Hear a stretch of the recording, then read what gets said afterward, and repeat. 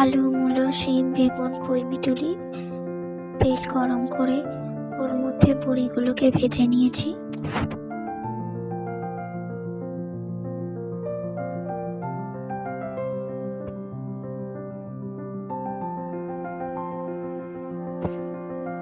বড়িগুলো ভেজে তুলে নেওয়ার পরে ওর মধ্যে দিয়েছি কয়েকটা চিংড়ি মাছ, দিয়ে ওগুলোকে নুন হলুদ দিয়ে ভেজে তুলে রেখেছি।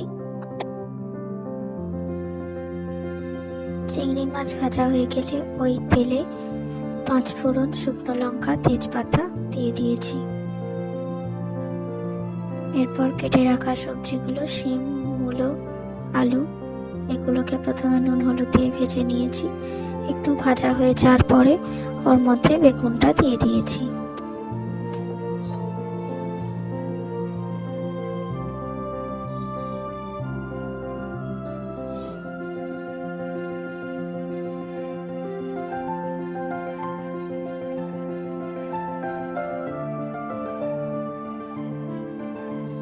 এরপর পুঁইমিটুলিটা দিয়ে দিলাম।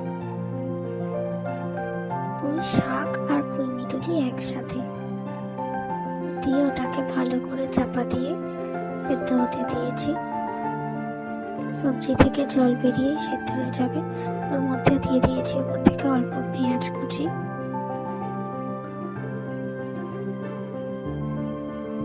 এরপর দেব আদা বাটা, ধনে, জিরে, মৌরি গুঁড়ো, হলুদ গুঁড়ো, লঙ্কা গুঁড়ো, সমস্ত মশলা দিয়ে নুন দিয়ে সামান্য অল্প একটু চিনি দিয়ে ভালো করে কষিয়ে সামান্য জল দিয়ে ঢাকা দিয়ে দেব, যাতে সমস্ত সবজি, শাক সব সেদ্ধ হয়ে যায় একসাথে।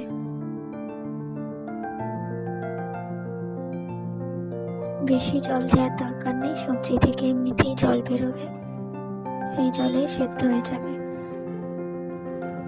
এবার সমস্তটা অর্ধেক সেদ্ধ হয়ে গেলে ওর মধ্যে ভেজে রাখা বড়ি আর চিংড়ি মাছগুলো দিয়ে ভালো করে চাপা দিয়ে দেব।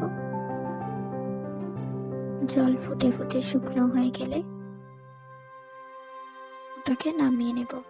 গরম ভাতের সাথে ট্রাই করে দেখবেন, আর ভালো লাগলে অবশ্যই আমাকে কমেন্টে জানাবেন।